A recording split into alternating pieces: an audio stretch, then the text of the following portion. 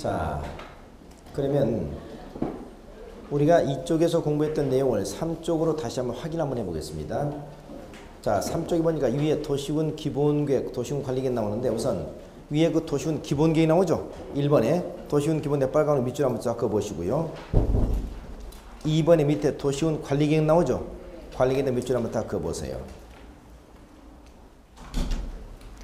자, 그러면 도시군 기본계획을 보겠습니다. 우선 도시군 기본계획을 보니까 밑에 중간에 수립 승인 보이죠? 수립 승인. 여기는 기본계획을 시장 군수가 수립하고 도지사가 승인하는 경우를 예를 들었습니다. 아까 보세요. 시장 군수가 수립하면 누가 승인하고 도지사가 승인하고 특별시장 광역시장 수립에 따르면 승인이 없다고 그랬죠. 여기는 자 시장 군수가 수립하면 도지사가 승인하는 경우입니다. 자, 그래서 수립 승인. 자, 수립 승인에 빨간으로 다시 한번 동을 한번 진하게 한번 쳐볼까요? 수립 승인에다가 시장 군수 수립 나오죠? 누가 승인한다? 도지사 승인합니다. 그러면 수립하기 전에 위에서 3단계를 거친다고 그랬죠? 제일 먼저 뭐 한다? 기초조사. 기초조사는 뒤에 가로쳐놓고 의무사항이라고 적어보세요.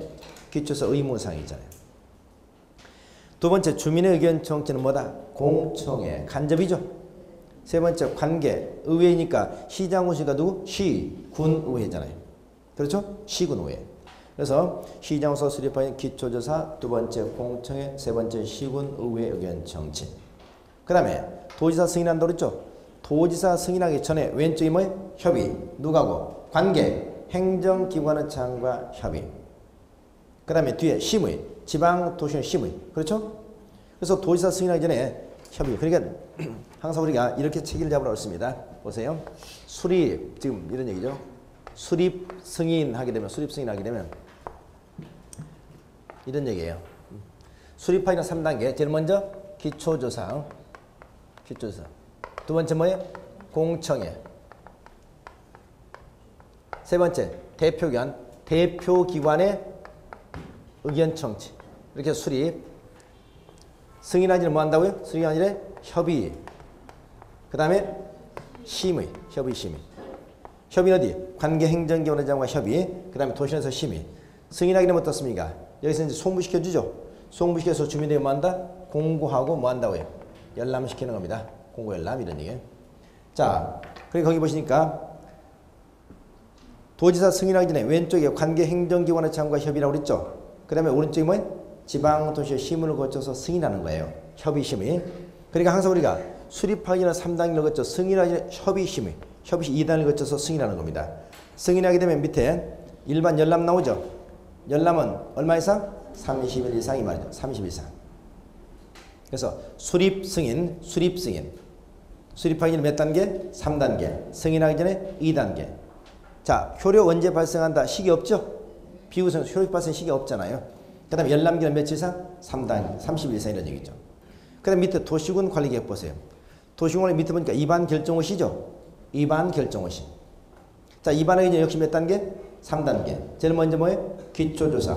근데 이 기초조사에 뭐가 포함된다고요? 환경성 검토와 토지 적성 평가가 포함된다고 했죠? 환경성 검토, 토지 적성 평가가 포함된다. 그 다음에 공고 열람이잖아요. 공청회가 아니죠? 간접이 직접 공고 열람으로 바뀌지 않습니까? 그 다음 의견 청취, 관계지방 의견 청취. 그래서 기초조사, 공고 열람, 의견 청취. 그러니까 공청회가 공고 열람으로만 바뀌어요.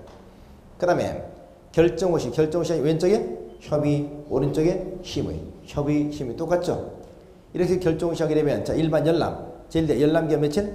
제한이 없다고 그랬죠. 왜? 구속적 개혁은 일반 국민을 구속하기 때문에 일반 국민이 언제라도 그 내용을 확인할 수 있어야 된다. 그래서 열람 기간을 제한을 두지 않는다는 제한을 두지.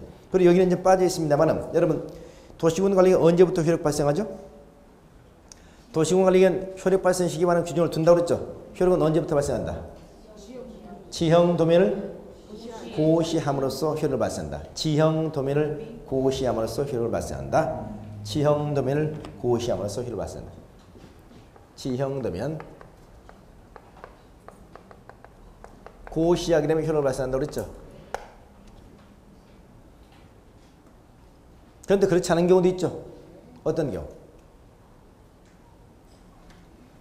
용도, 지역 등 용도, 지역 등에 관해서 지형도면을 즉시 고시할 수 없는 경우가 있어요. 네? 용도 지역 등은 용도 지역, 용도 구역을 말하는 거거든요. 용도 지역 등 대통령 영의자는 일정한 경우에 지형도면을 즉시 고시할 수 없는 경우 그러하지 아니하다라고 있죠. 그러하지 않다는 것은 뭡니까? 여기서 지형도면 고시할 수 없는 건 어때? 효력을 즉시 발생한다는 얘기입니다. 다시 한번요. 원래 지형도면을 고시해야 효력을 발생하는데 용도 지역 등에 관해서 지형도면 고시가 곤란한 경우에는 어떻다? 그러하지 아니하다. 그러하지 않다는 것은 지형도면 고시가 없어도 즉시 효력을 발생한다는 거죠. 됐죠? 그러면 자, 좀 깊게 들어가 보겠습니다.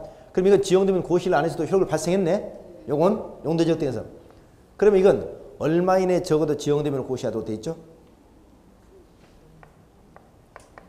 적어도 2년 이내는 지형도면을 고시하도록 돼 있어요. 고시 의무.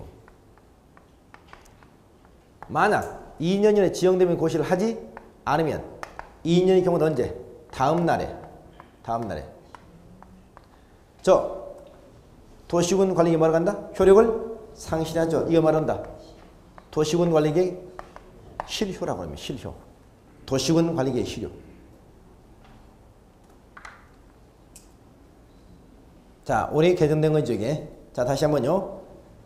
도시군 관리계획 5가지 있었죠. 도시관리 결정시험 효력은 언제부터 발생한다? 지형도면을 고시하게 되면 효력을 발생한다. 그런데 용도 지역 등, 용도 지역, 용도 구역, 이 용도 지역 등에 와서 지형도면을 즉시 고시가 곤란한 경우가 있다고요. 지형도면을 즉시 곤란한 경우 그러하지 아니하다. 그러하지 않다는 것은 지형도면 고시가 없어도 즉시 효력을 발생한다는 얘기죠. 발생했습니다. 그런데 적어도 이 용도 지역 등의 결정 시대 얼마 이내?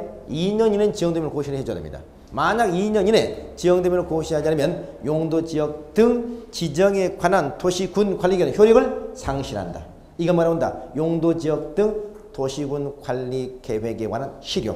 뭐라고요? 용도 지역 등 도시군 관리 계획 지정의 실효라고 합니다. 실효.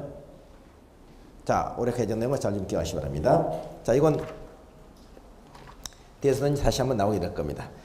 자, 이렇게 해서 여러분 이제 우리가 계획에서 비구속적 행정계획과 구속적 행정계획 그 체계 이걸 좀 잡았습니다. 그 다음에 4쪽을 한번 넘겨보시죠. 4쪽을 넘겨보면 거기 뭐가 나오냐? 건축물의 시설군 용도 이게 나와요.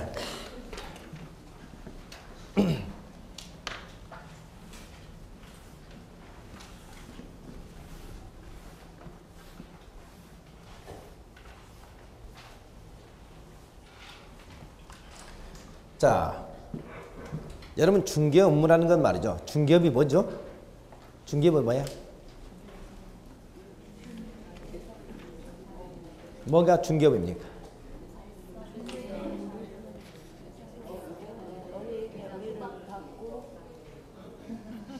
의뢰인을 받고 업으로 뭐 하고? 제가 설마니 중개업법상 중개 개념을 물었겠습니까? 공법 시간에. 그렇죠? 제가 생각하는 중개는 제 나름도 우리 공법에서 생기는 중개는 이런 겁니다. 뭐냐? 여러분 퍼즐 맞추기 보셨어요? 퍼즐 맞추기? 네.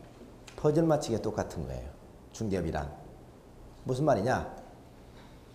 전국의 땅덩어리를 총 21개 용도 지역으로 나눠놓고 그 21개 용도 지역에다가 어떤 건축물을 건축할 수 있느냐 없느냐 있느냐 없느냐 이걸 맞추기 작업하는 거 이게 중개업입니다. 우리 공부에서 가장 중요한 중개업자에서 가장 중요한 게 바로 그거야. 그러니까 전국의 토지는 총 용도 지역이 몇 개 있다? 용도 지역이 몇 개? 이건 토지를 말하는 거죠. 몇 개? 21개죠. 용도 지역은 땅을 얘기하는 거야. 이건 우리 어디서? 국토개법에서 아까 이제 사용도 구지역 나왔습니다만 시행령에서 나눠진 내용까지 하면 총 21개 용도지역이 나와요. 용도지역. 전국의 땅은 총 21개 조각으로 나눠진다고요. 이 21개 조각에다가 어떤 건축물을 건축할 수 있느냐 없느냐 이걸 맞추자는 거죠. 이 건축물의 종류는 몇 가지 있나요? 건축법상. 건축물의 종류는 건축법상 몇 가지가 있어요? 건물의 종류가 몇 가지 있어요? 28가지. 아니야. 건축물 종류가 몇 가지 있어요? 수백 수천 가지가 있지. 건축물 종류 수없이 많잖아요. 그렇죠? 많죠? 이걸 건축물의 종류라고 그래요. 건축물의 종류.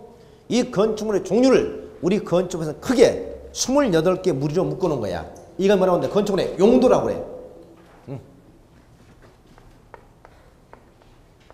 건축물의 뭐라고요?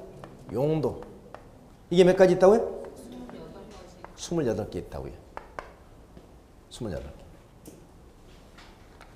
어디에서? 우리 건축법에서. 그러면 여러분 중개업자 하는 게 뭐라고요?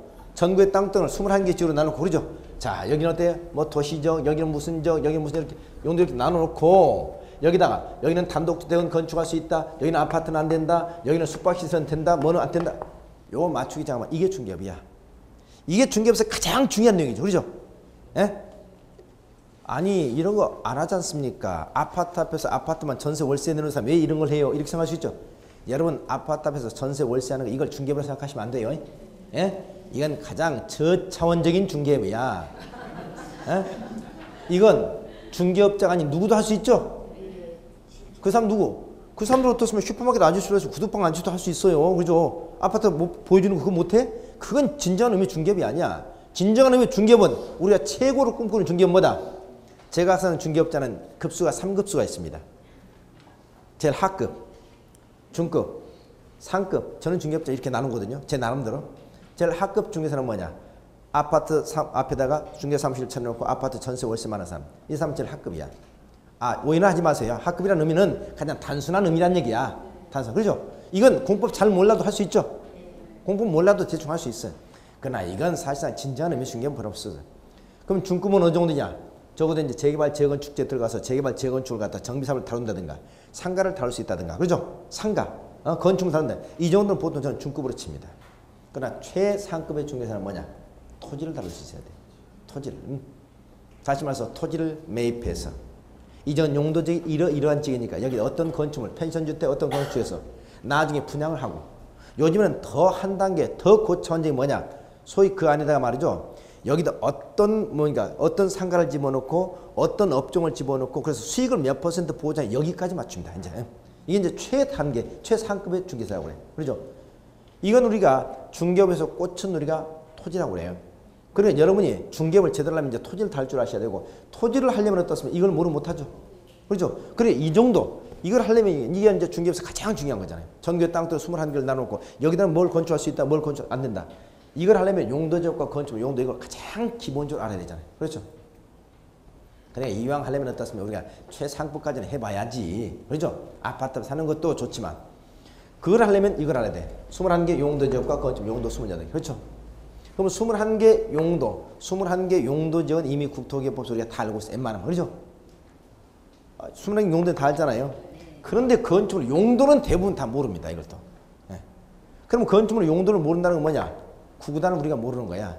구구단을 모르면서 지금 곱셈 나눗셈 하고 있는 거라. 그렇죠? 그래서 이걸 모르면은 이래 건축법상에서 어떻습니까? 건축물의 용도 변경이라든가 건축물 용도 분류 이게 안 되죠. 그래서 사실 중개업에서 가장 중요한 게 이건데 대부분 중개업자들이 이 건축물 용도는 안 해요. 또 학원에서도 대부분 건축물 용도를 제대로 다루질 않습니다. 왜? 물론 이해는 가죠.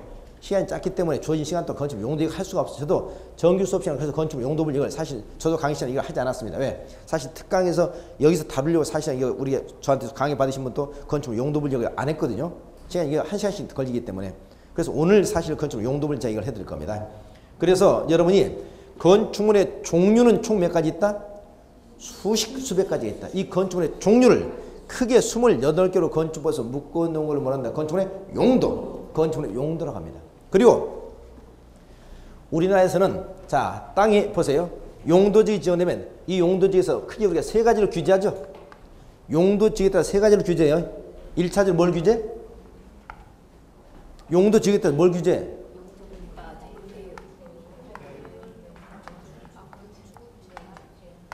건축 제한을 하죠.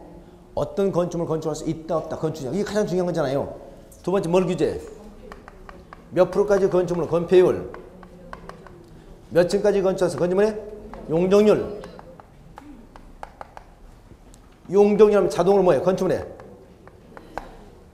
용도 지역에 따라서 세 가지가 달라지는 거예요. 그러니까 제가 눈에 가지만 우리가 땅을 사고 팔 때 평당 얼마 합니까? 이거 물어보면 알라 했죠? 그거 물어봤냐고? 용도지가 무슨 적이냐? 용도 지역에 따라서 어떤 건축물을 건축할 수 있느냐 없느냐 달라지고 몇 프로까지 건축물을 건축할 수 있느냐 달라지고 몇 층까지 건축할 수 있느냐 달라진다고요. 세 가지. 그래서 땅은 항상 투자 가치는 뭐에 따라서 달라진다? 용도 지역에 따라서 달라진다는 겁니다. 세 가지. 그런데 이때 건축제를 한다고 그랬죠? 그럼 용도 지역에 따라서 건축물 건축할 것이 달라지는데 여기서 우리가 건축 제한할 때는 무엇을 기준하냐? 건축물의 종류 중심이 아니야. 여기는 무슨 제이니까 어떤 건축물을 건축해서 종류를 규정한 거예요. 용도를 규정한다고. 왜? 건축물 종류 수백 가지 있다고 그랬죠? 수백 가지 일일을 규정할 수 없으니까 수백 가지를 크게 28개를 묶어놓고 용도 중심으로 규제한다니까요. 건축물 용도 중심 규제. 그래서 건축물 28가지 용도를 꼭 아셔야 돼요. 네? 건축물 용도 28가지. 그리고 이 건축물 용도 28개를 다시 뭘로 불러한다? 시, 설, 군으로 분류해. 시설군이 몇 가지겠냐? 9가지가 있습니다. 시설군이 몇 가지? 9가지. 이건 뭘 가지고? 위험성의 정도. 위험성. 다시 말해서 건축물의 용도 28개를 얼마나 위험한가 위험성의 정도에 따라서 크게 9개로 분류해 놓은 것을 우리가 뭐라고 한다? 시설군이라고 해. 시설군. 사실 우리가 공부하면서도 말이죠. 건축물 종류가 뭐고 용도가 뭐고 건축물의 종류나 용도나 그 말하고 다 이렇게 생각합니다. 그런데 정확하게 우리는 건축물의 종류는 수백 가지가 있다. 그 건축물의 종류 수백 가지를 건축법상 크게 28개로 묶어놓은 걸 한다? 용도 분류라고 한다. 그럼 건축물 용도 28개는 1번이 뭔지 아세요? 가장 기본적인 용도 뭐겠습니까? 사람들 일상적으로 가장 많이 쓰는 공간. 집이죠? 네. 집 중에서 어떤 집? 단독이 1번이야. 단독주택 1번. 공동주택 2번. 그 다음에 집 옆에 있는 근린생활시설 1종 근린생활시설 3번, 2종 근린생활 4번, 무남이 집회시설 5번 해서 마지막 28번이 뭐겠습니까? 사람이 죽으면 마지막 가는 장소 장례식장. 장례식장. 이렇게 해서 1번에서 28번까지 건축물 용도 28개를 분류해놨어요. 그러면 여러분은 가장 기본적으로 건축물 용도 28개를 꼭 정리하셔야 돼요. 이게 건축물 용도가 뭐라는 거? 그걸 정리하고 난 다음에 그 다음에 뭘 정리해야? 시설군을 정리하셔야 돼요. 시설군 9개를 마지막 세 번째 뭐냐? 건축물 용도 28개가 무슨 시설군에 속하는가? 이걸 정리하셔야 돼요. 네. 이게 건축법에서 여러분 가장 좀 힘들어하는 부분이야. 가장 힘들어하는 부분인데 이 부분을 조금만 집중해서 정리하시면 금방 정리돼요. 오늘 제가 정리하는 거 하면 그러면 정리해놓고 나면 건축법 그 부분만 나면 이제 기분이 좋아. 기다려줘. 여기서 꼭 지금 여기 정리하면 세 문제까지가 이거 정리 못하면 세 문제까지 틀리거든요. 한두 문제가 아니고. 그래서 가장 중요한 이 부분이고 중개업에서 가장 중요한 부분인데 대부분 이번을 다루지 않기 때문에 오늘 제가 이 부분을 좀 다룰 겁니다. 그래서 전 순서대로 저는 먼저 뭘 본다? 건축물 용도. 그 다음에 두 번째 시설군 9개. 마지막 28개 용도가 무슨 시설군에 속하? 세 가지. 이 세 가지 오늘 전부 다 정리할 겁니다. 이 세 가지를 정리하면 기본적으로 두 서너 문제는 전부 올라갈 거예요. 자, 그럼 건축물 용도가 28개 있다고 그랬죠? 근데 저는 1번, 2번 순서로 정리하지 않고요. 이제 그 시설군에 따라서 먼저 나눴는데, 먼저 보세요. 왼쪽에 보니까 제일 먼저 뭐가 나오죠? 위험성 나오죠? 그 다음에 시설군 나오죠? 시설군 쭉 나오는데,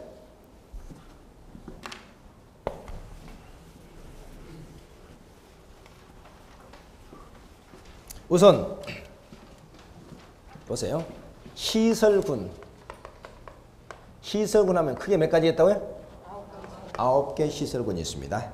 이 시설은 어떻게 나냐 보세요. 첫째, 자동차 관련 시설군, 산업 등 시설군, 전기통신 시설군. 그 다음 문화 집회 시설군, 영업 시설군, 교육 및 복지 시설군, 그 다음 근린생활 시설군, 주거 업무 시설군, 그 밖의 시설군. 이렇게 나왔죠.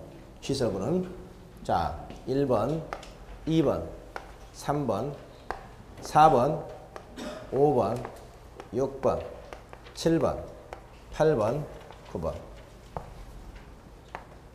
이건 시설군이라고 그래요. 시설군.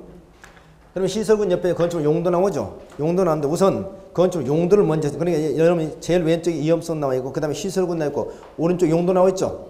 용도 옆에 건축물 종류 나오죠. 자 보세요. 그러니까 건축물 종류는 수없이 많다. 그 종류를 몇 개로? 28개로. 28개 다시 몇 개로? 9개로. 이렇게 나누는 겁니다. 자, 그럼 건축물의 용도하고 종류를 먼저 보겠습니다. 먼저, 자, 중요한 것부터 보죠. 자, 여러분. 자, 위에서부터 용도부터 야, 왼쪽 시설군 보지 마시고요. 자, 용도 보면 자, 자동차 관련 시설이라는 게 있습니다. 자, 지금 제가 짚어드린 것만 밑줄을 그어놓으세요. 그것만 기억하세요. 출제도 그것만 따르면 출제되지 않으니까요. 이걸 다 정리하는 건 아니야. 먼저 여러분, 자동차 관련 시설. 자동차 관련 시설, 용도입니다. 그러니까 용도는 시설이라는 표현부터 해요. 그래서 앞으로 자동차 관련 시설 하면 뭐가 있다? 주차장, 세차장, 폐차장. 그러죠? 그 다음에 뒤에 정비공장, 운전학원, 정비학원 있죠? 자, 이 정도만 기억합니다. 자, 주차장, 세차장, 폐차장. 응? 주차장, 세차장, 폐차장. 자동차 매매장 있죠? 매매장. 그 다음에 정비공장, 운전학원. 운전학원, 정비학원. 특히 운전학원, 정비학원 특히 신경 쓰세요. 운전학원, 정비학원. 이게 뭐다? 자동차 관련 시설입니다. 운전학원, 정비학원이 어디 속한다? 자동차 관련 시설. 자, 자동차 관련 시설. 그 다음 밑에 보니까 이제 두 번째 용도 중에 공장이라는 게 나오죠? 공장이라는 용도가 있습니다. 자, 옆에는 신경 쓰지 않아도 좋습니다. 그 다음에 창고 시설이라는 게 나오죠? 창고 시설. 역시 신경 안 써도 좋습니다. 그 다음 운수 시설 기억합니다. 운수 시설은 뭘 기억하느냐? 자, 터미널 하나, 옆에 터미널 밑줄, 그 다음에 철도, 역사, 공항, 항만, 이 정도만 기억하세요. 운수 시설은 사람을 갖다 옮기는 거죠? 그렇죠? 그리고 운수 시설은 뭐라고요? 거기? 첫째, 터미널, 그 다음에 공항, 그 다음 항만. 예? 그래서 터미널, 공항, 항만 이런 것들이 운수시설입니다. 운수시설. 철도 역사. 그러니까 철도 역사, 공항, 항만, 철도 역사, 공항, 터미널 이런 것들이 운수시설이에요. 그 다음 위험물 저장 및 처리 시설. 위험물 저장 및 처리 시설 하게 되면 뭐가 있느냐. 거기 주유소 하나 밑줄, 액화, 석유가스 충전소 둘,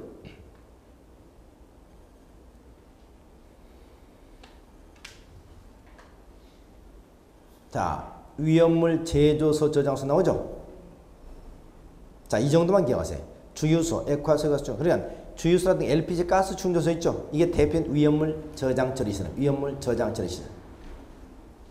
그 다음 묘지 관련 시설 나오죠? 묘지 관련 시설의 첫째 화장시설 기억합니다.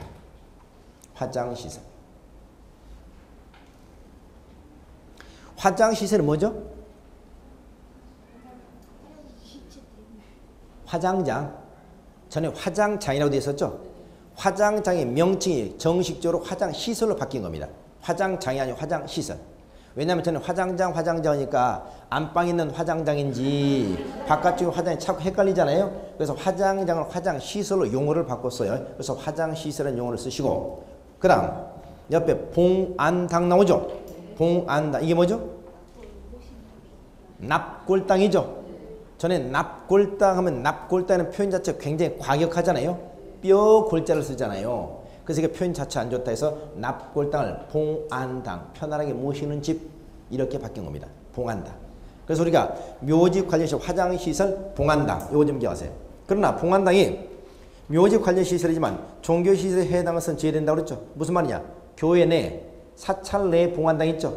이런 것은 종교시설로 분류하지 묘지 관련시설이 아니란 뜻입니다. 이 두 가지만 기억합니다. 그 다음 밑에 자원 순환 관련 시설 나오죠. 자원 순환 관련 시설 유의하세요. 이 자원 순환 관련 시설은 새로 나온 거야. 이게 작년까지만 해도 무슨 시설이냐. 분뇨 쓰레기 처리 시설이었어요. 뭐라고요? 분뇨 쓰레기 처리 시설. 근데 분뇨 쓰레기 처리 이것도 표현 자체가 굉장히 안 좋죠. 그래서 분뇨 쓰레기 이것도 자원 순환이다 어차피. 그래서 자원 순환 관련 시설로 바뀌었습니다. 자원 순환 관련 시설 대표로 고물상. 그렇죠? 폐기물 처리시설, 폐기물 처리시설 고물상 이게 우리가 자원 순환 관련 시설이다. 이 정도만 기억하시 바랍니다.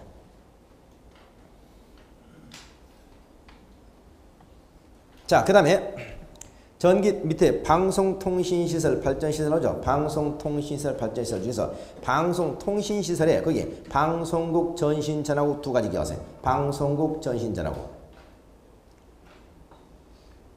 근데 뒤에 가로 안에 일종 근린생활시설 아닌 거라고 그랬죠. 일종 근린생활시설 아닌 거 그러면 이건 1000제곱미터 이상을 말합니다. 다시 말해서 방송이나 전신전화국이 1000제곱미터 미만이 되면 말이죠. 이건 일종 근린생활시설이야. 1000제곱미터 이상일 때만 뭐다? 방송통신시설이 됩니다. 아, 위에 그 장례식장 빠졌네요.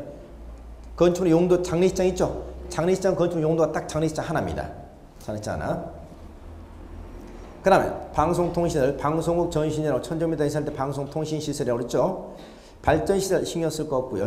그 다음 그 밑에 갑니다. 문화 및 집회시설 나오죠? 문화 및 집회시설. 문화 및 집회시설 대표로 뭐 있다? 공연장이 있습니다. 공연장. 그런데 가로 안에 뭐라고 되어있죠? 2종 근린생활시에 해당하지 않는 것은 300제곱미터 이상이라고 그랬죠? 자, 유의할 점이 여러분 공연장은 면적이 300제곱미터 미만이면 면적이 300제곱미터 미만이면 이건 2종 근린생활시설로 분류해요. 뭐라고요? 2종 근린생활시설. 면적이 300제곱미터 이상이면 뭐다?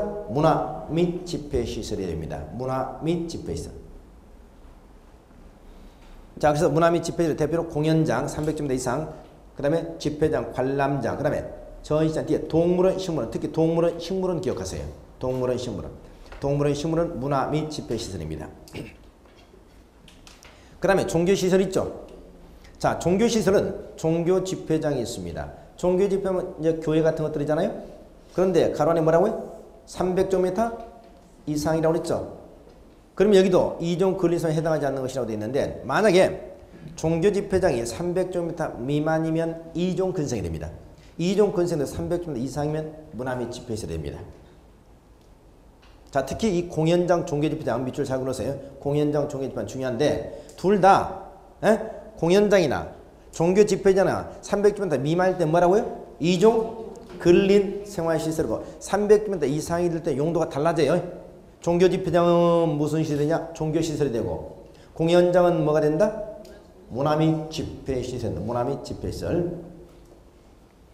그 다음 위락시설 봅니다. 위락시설. 여러분 항상 기억해야 할 것이 위락시설. 위락시설하면 용도적 21개 지역 가운데서 어디밖에 건축이 안 된다? 위락시설은 항상 상업지역밖에 건축할 수 없는 것이 위락시설입니다. 위락시설은 상업지역밖에 안 돼요. 그러면 위락시설의 종류가 뭐냐? 단란주점이 있습니다. 단란주점 면적이 얼마? 150제곱미터 이상일 때. 자, 여러분 앞으로 단란주점은 말이죠. 단란주점이 뭐 하는 곳이죠? 단란주점 뭐 하는 곳이라고요? 잘 모르시네요. 예. 네. 저밖에 모르나요? 단란주점? 네, 단란주점은 단란하게 한 잔 마시는 곳이야. 단란하게 한 잔 마시는 단란주점입니다. 단란주점은 면적이 150제곱미터 미만일 때는 2종 근생입니다. 2종 근생이고요. 150제곱미터 이상일 때는 위락시설이야.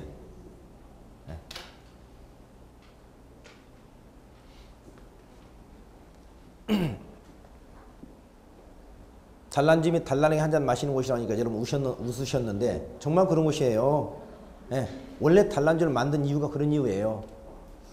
왜 단란주점이 나온 줄 아세요? 원래는 전에는 우리가 90년대 한 후반기 이전 90년대 전반기까지만 해도 이 단란주점 용어가 없었어요. 그래서 그때는 뭐가 술집이 전부 다 유흥주점으로 불립니다. 유흥주점. 유흥주점이 전부 다 위락시설이야. 그러니까 누움사람이라든가 술집은 전부 다 유흥주를 분류한다고 해요. 그럼 유흥주는 무슨 시설이다? 위락시설이야. 위락시설은 우리 공법상 어느 지역밖에 안 된다? 상업지역밖에 안 돼요. 그러니까 전에 어떤 현상이 발생했냐? 전에는 술 한잔 마시려면 직장인들이 근무 끝나고 술 한잔 마신다. 그럼 어디서 술 마셔야 돼? 꼭 직장 근처 술을 마셔야 돼. 왜? 유흥주점은 상업지역이니까 직장 근처밖에 없잖아요. 그렇죠? 그러니까 여러 가지 문제점이 발생하더라 이 말이지. 어떤 문제점이 발생하는 줄 아세요? 자, 이런 현상이 발생합니다. 첫째, 술을 마시면 첫째 1차에서 보통 저녁 식사를 합니다. 회식 끝나고. 그리고 2차로 술집을 가요. 그럼 이제 직장 근처로 가죠. 거기서 술을 마시면 어떤 현상이면 술을 많이 마십니다. 왜? 1차에서 보통 마시고 2차 가가지고 대충 조금 마시겠습니까? 술 많이 마셔. 거기서 많이 마시고 문제는 또 뭐냐? 거기서 차를 끌고 집 근처로 와야 됩니다. 음주운전을 해야 돼. 이게 굉장히 위험한 거잖아요.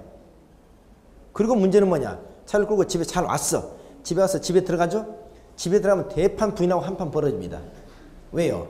유흥주에서 술 마실 때 유흥주는 접대부를 둘 수 있는 곳이잖아요. 법적으로. 그러니까 집에 들어가면 아이사스 옆에 뭔가 자꾸 묻어 있어. 그러니까 집에 가면 부인하고 한판 벌어지죠. 그리고 또 겨우 자요. 그리고 난 한 달 뒤에 대전쟁이 또 벌어집니다. 왜? 한 달 뒤에 카드 명세서 날라오는 거예요. 전부 다 카드 긁어버렸잖아요. 그렇죠? 이게 사회적으로 여러 가지 문제점 발생한다는 말이에요. 그래서 좋은 방법이 없을 것인가 해서 그때 만드는 게 단란주점입니다. 뭐냐? 그러지 말고 단란하게 한 잔 마셔라. 어떻게? 집 근처에 가서. 그래서 단란주점의 면적이 150제곱미터 미만이면 2종 근생이라고 그랬죠. 여러분 뒤에서 나오고 있습니다. 2종 근린생활시설은 전용 주거지역만 아니면 어디나 가능해. 전용 주거지역만 아니면. 그러면 일반 주거지역에서도 단란주점 150제곱미터 미만 가능하다 이 말이에요. 그러니까 단란주점을 만들어 줄 테니까 집 근처에 일반 음식점 거기서 마시면 차 끌고 집 근처 와가지고 집 근처 차 세워놓고 마실 뻔 한 잔 마시라 말이죠. 그것도 누가 하고 접대면 마지 말고 집 근처에 와가지고 집사람 불러내고 집에서 단란해 한 마시라. 그런 원래 단란주점 만들어준 거예요. 예. 그래서 단란주점은 150제곱미터 미만 2종 근생은 어디도 가능하다? 주거지역에서도 가능했던 겁니다. 주거지역. 그래서 단란주점이 나온 거예요. 그러나 단란주점이 150제곱미터 이상이 되면 뭐가 된다? 위락시설입니다. 위락시설. 그 다음 주점영업 나오죠. 주점영업이 룸주점입니다. 룸사람, 카지노 같은 룸사람이라든가 뭐 스탠드바 이런 것들. 카지노 있죠. 카지노가 위락시설에 속한다는 걸 기억하세요. 카지노. 무도장, 무도학원 있죠. 무도장, 무도학원 이것도요. 위락시설입니다. 무도장은 뭐 하는 거죠? 캐바레. 그렇죠. 캐바레. 무도학원은 댄스 교습소. 이런 것들은 전부 다 위락시설에 속합니다. 무도학원은 어떤 사람은 교육연구시설이라고 얘기하는 사람도 있어. 교육연구시설. 누가 그렇게 주장하죠? 제비들이. 교육연구시설이라고 하는데 우리는 교육연구시설이 아니에요.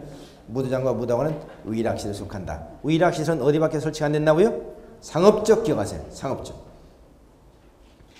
그 다음에 밑에 관광휴게시설 나옵니다. 관광휴게시설의 대표 야외음악당, 야외극장 기억하세요. 밑줄. 야외음악당, 야외극장. 한 2번 출제된 것도 그냥 음악당이라든가 극장을 문화 및 집회시설에 속할 수 있습니다만 야외음악당 있죠. 남산 야외음악당. 야외극장은 관광휴게시설에 속한다는 것 기억하세요. 또 밑에 관광당, 휴게소 기억하세요. 이게 고속도로 휴게소 같은 것을 말하는데 이것도 관광휴게시설로 분류합니다. 그래서 관광휴게시설에 야외음악당, 야외극장, 휴게소 이 3가지만 기억하시기 바랍니다. 그 다음 다음 페이지 봅니다. 다음 페이지 보니까 판매시설 나오죠. 판매시설 하면 우리가 도매시장, 소매시장, 상점 나오죠. 자, 대표로 우리가 도매시장, 소매시장, 상점. 여러분 백화점 같은 거 있죠.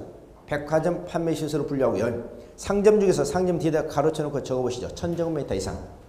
1000제곱미터 이상 3점은 판매시설을 분류합니다. 그러니까 여러분 슈퍼마켓 있죠. 작은 슈퍼마켓은 이건 일종 근린생활에서 분류하는데 1000제곱미터 넘으면 판매시설을 분류합니다. 그래서 백화점, 대형 슈퍼마켓, 마켓 이건 전부 다 판매시설입니다. 그 다음 운동시설 기억하세요.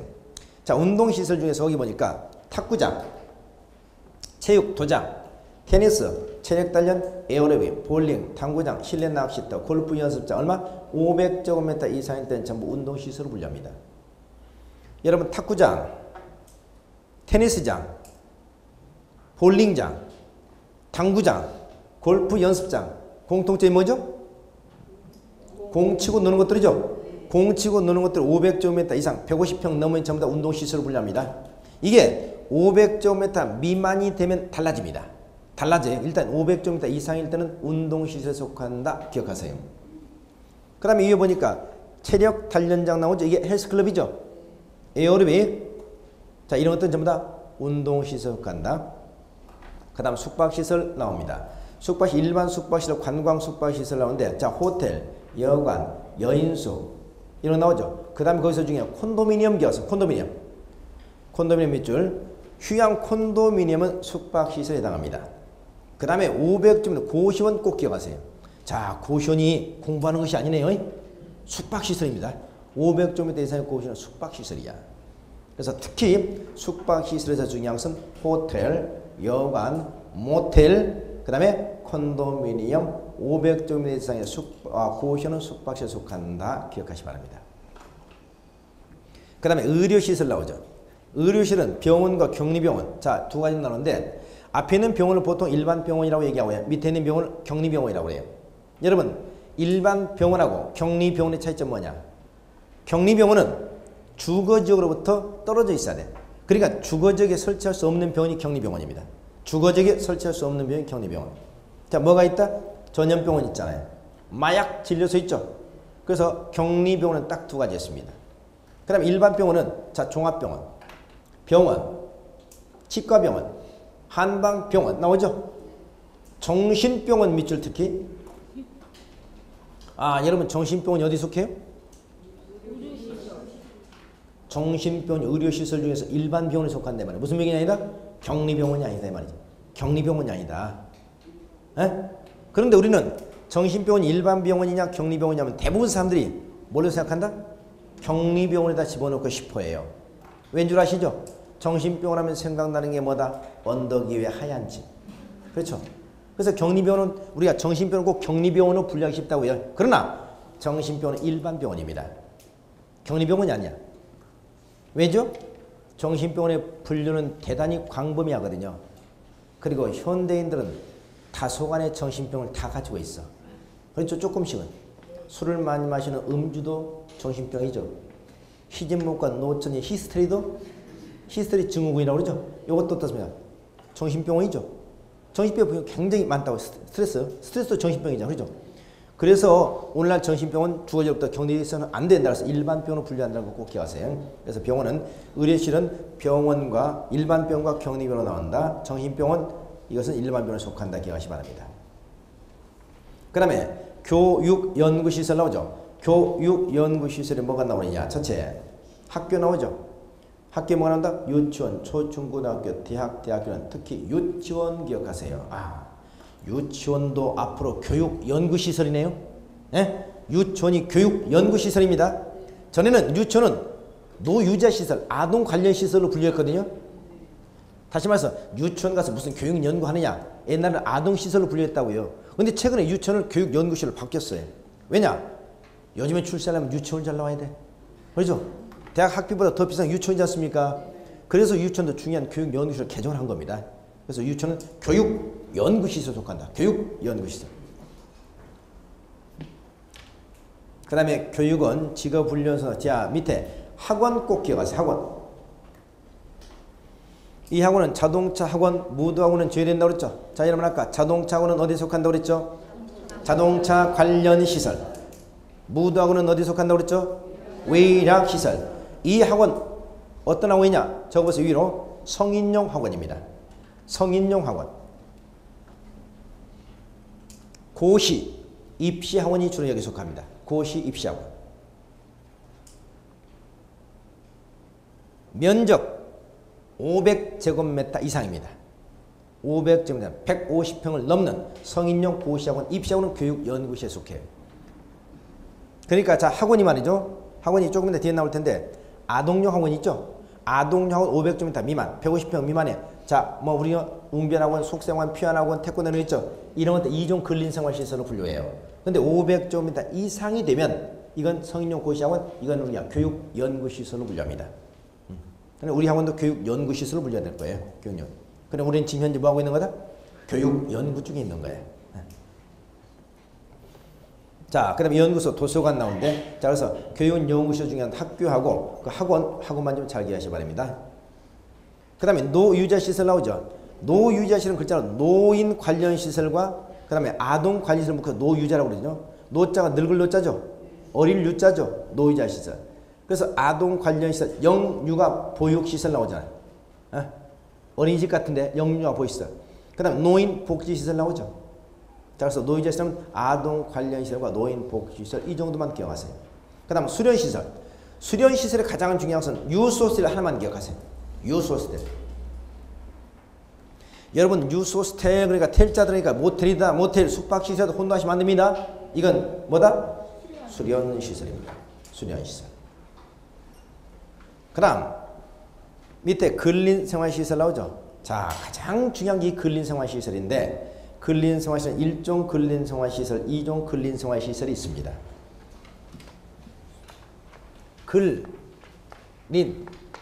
근린생활시설.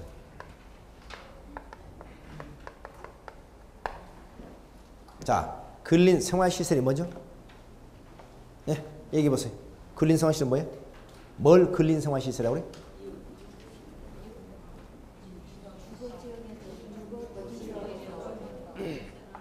뭘 근린생활시설이라고 그래요? 개념.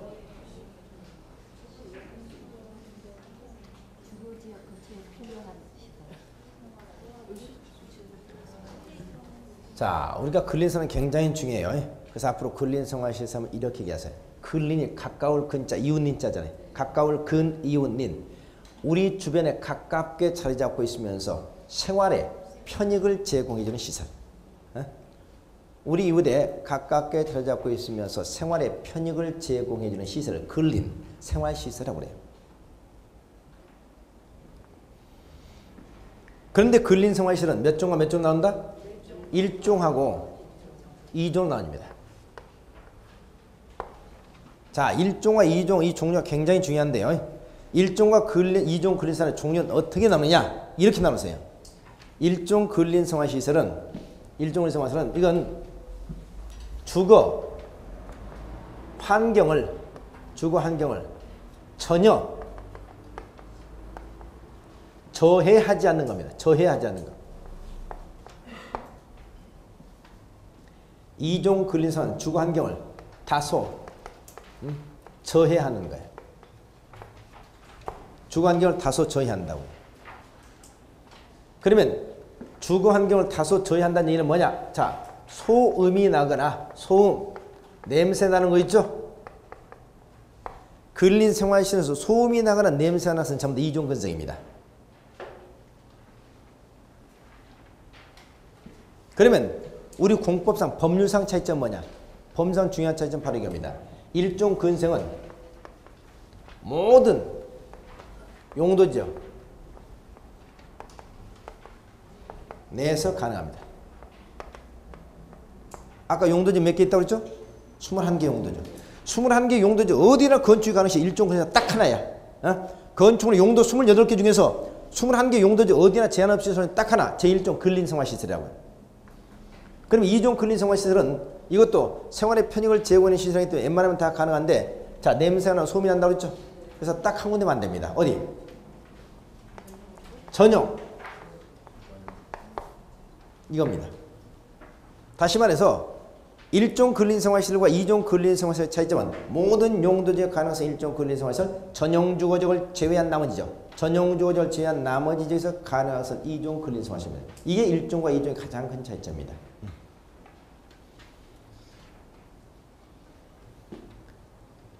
그래서 앞으로 근린생활시설 이걸 좀 정확히 나누세요. 밖에 나서 근린생활시설 뭐냐 그러면 근린생활 뭐다라고 얘기하는 사람은 거의 없거든요. 또 1종, 2종 차이점 뭐냐 그냥 모르고 그냥 암기해도 그런데 사실 암기가 이해가 돼야 암기가 되죠. 그죠? 그래서 앞으로 우리 주변에 자리 잡고 있으면서 생활에 편익을 제공해주는 시설이 있는데 이 중에서 소음이 나거나 냄새가 나기 때문에 주거환경을 다소 저해하는 것은 2종. 그래서 2종은 가장 쾌적한적인 어디? 전용 주거지역만 제외하고 나머지 지역이 가능하고 1종은 주거환경을 전혀 제어하지 않기 때문에 21개 용도적 어디서나 가능시 1종 근린생활시설이다. 이렇게 구분하시기 바랍니다. 아셨죠? 그리고 1종, 2종 근린생활 이게 출제도 자주 됩니다. 자, 종류 보세요. 자, 1종 먼저 슈퍼마켓 일용품 소매점입니다. 슈퍼마켓 일용품 소매점이 1000제곱미터 미만이면 1종입니다. 자, 아까 여러분 슈퍼마켓이 1000제곱미터 미만이면 1종 근생이고요. 1000제곱미터 이상이 되면 아까 뭐 되는 들었죠? 판매시설입니다. 판매시설. 일용품 소매점, 가구점이라든가 약국이라든가 서점이라든가 이런 작은 것들 있죠? 1000제곱미터 미만은 전부 1종 근성으로 분류합니다. 그 다음 휴게 음식점 기억하세요. 여러분 휴게 음식점이 뭐죠? 휴게 음식점. 자, 교주님 마시고 오늘 우리가 식품위생관리법상 음식점의 종류를 4가지로 분류합니다. 음식점의 종류를 첫째 휴게 음식점, 두 번째 일반 음식점, 세 번째 단란주점, 네 번째 유흥주점. 4가지 했어요. 첫째 휴게 음식점, 일반 음식점, 단란주점, 유흥주점. 이걸 어떻게 구별하는가 기억하시기 바랍니다. 먼저 휴게 음식점은 주류 판매를 허용하지 않아요. 주류 판매가 안 돼. 그러면 휴게 음식점의 가장 대표 뭐냐? 여러분 커피숍 같은 데 있죠? 커피숍이라든가 다방이라든가 제과점 같은 경우는 보통 우리가 휴게 음식점으로 분류합니다. 그 다음 일반 음식점 있죠? 일반 음식점은 주류 판매가 허용됩니다. 주류 판매 허용돼 일반 음식점 분류해요. 그러면 단란주점 아까 뭐라고 했다? 단란하게 한 잔 마시는 곳이라고 그랬죠? 그리고 어떻습니까? 노래도 한 곡 곁들일 수 있는 것이 단란주점이 되겠죠? 마지막 유흥주점이 있다고 그랬죠? 유흥주점은 뭐다? 유흥, 그러니까 흥을 돋구어서 한 잔 마시는 것이죠. 그럼 흥을 돋궈주려면 누가 필요해? 꼭 여자가 필요해요? 남자가 필요한 건 아니에요. 접대부를 둘 수 있어요. 법적으로. 이게 유흥주점 분류합니다. 그래서 휴게 음식점은 주류 판매를 허용하지 않는다. 일반 음식점은 주류 판매도 허용된다. 단란점은 단란하게 한 잔 마시니까 노래도 한 곡 할 수 있다. 유흥주점은 흥을 돋궈서 마시는 거니까 접대부를 둘 수 있다. 법적으로 이렇게 네 가지를 분류합니다. 그럼 이 용도가 다 다릅니다. 보세요. 휴게 음식점은 면적이 300제곱미터 미만일 때는 1종 근생이고요. 300제곱미터 이상일 때는 2종 근생입니다. 2종 근생. 자, 일단 들으세요. 그 다음에 일반 음식점은 주류 판매 허용된다고 그랬죠? 시끄럽죠? 냄새나죠? 무조건 2종 근생입니다. 무조건 2종 근생. 그 다음에 단란주점은 150 미만은 아까 2종 근생, 150 이상은 위락입니다. 유흥주점은 무조건 유락입니다. 그렇죠? 자, 네 가지. 다시 한번요. 휴게 음식점은 300제곱미터 미만은 뭐다? 1종. 300제곱미터 이상은 2종. 일반 음식점은 무조건 2종. 단란점은 면적이 작은 것은 2종. 면적이 큰 것은 위락. 유흥주점 무조건 위락. 이렇게 용도가 다 달라요. 네. 이거 잘 기억하셔야 돼요. 그 다음. 자, 다시 묻겠습니다. 면적이 300제곱미터 미만의 휴게 음식점은 어디에 속한다고요? 제1종 근생. 그 다음 일반 음식점은 어디에 속한다고요? 제일 앞에 계신 분만 대답하세요. 네? 저를 보세요. 일반 음식점 어디에 속한다고요? 일반 음식점. 일반 음식점이요? 네. 제2종. 네, 냄새 나니까 2종. 그 다음에 단란주점은? 단란주점이요? 네. 150 미만은 2종. 150 이상은 위락. 그 다음에 유흥주점은? 무조건 위락. 위락. 이렇게 음식점 종류가 네 가지 있다고요. 자, 잘 기억하세요. 자, 그 다음에 일종 계속 봅니다. 이용은 있죠? 이발소. 미용은 있죠? 미장원. 일반 목욕장 있죠? 자, 여러분 앞으로 목욕탕 있죠? 대중 목욕탕 우리가 일반 목욕장이라고 합니다. 일반 목욕장. 앞으로 목욕탕 가자 하지 마시고 일반 목욕장 가자 하세요. 일반 목욕장. 그 다음에 세탁소 있죠? 자, 이게 일종입니다. 이용원, 미장원, 일반 목욕장, 세탁소 일종입니다. 그 다음 의원, 치과 의원, 한의원 있죠? 여러분 의원은 일종입니다. 자, 그럼 보세요. 한의원, 치과 의원은 일종 근생인데 한방병원, 치과, 병원 그럼 이건 뭐다? 의료시설이 됩니다. 아까 의료시설. 자, 여러분 의원과 병원의 차이점 아십니까? 의원과 병원은 그게 그거죠? 그럼 의원과 병원이 어떻게 달라요? 의원과 병원의 차이점. 오늘 참 알아야 될 것도 많네. 의원과 병원의 차이점은 의원은 말이죠. 원래 방문 환자를 받는 게 아니야. 외래 진료를 주목적으로 해요. 의원은 외래 진료. 그렇기 때문에 의원은 베드 숫자가 10개 미만으로 보통 30개 미만으로 보통 제한합니다. 그 다음에 병원은 이제 방문 환자 방문을 목적으로 해요. 그래서 병원은 베드 숫자가 적어도 30개 이상은 돼야 병원을 분류합니다. 종합병원은 베드 숫자가 100개 이상. 그래서 의원과 병원, 종합병원, 베드 숫자 가지고 분류하는데 원래 목적은 의원은 뭐라고요? 외래진료. 병원은 방문 환자, 내방 환자, 그러면 종합병원 이렇게 분류한다고. 그래서 자, 의원은 몇 종? 1종 근생. 1종 근생. 병원은 뭐다? 의료시설. 이렇게 분류합니다. 자, 한의원은 뭐다? 한의원은 1종 근생. 한방병원은 의료시설. 치과 의원은 뭐다? 1종 근생. 치과 병원은 의료시설입니다. 아셨죠? 그러나 하나 기억할까요? 동물병원 있죠? 동물병원 멍멍멍 짖어대죠?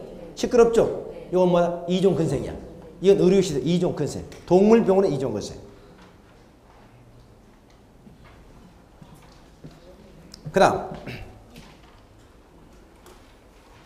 그다음에 거기 보니까 자 안마원 라인이죠. 안마원. 자 기억하세요. 안마원은 일종 근성입니다. 안마원은 일종 근성이다. 이건 조금 이따 보면 말이죠. 안마 시술소가 나올 겁니다.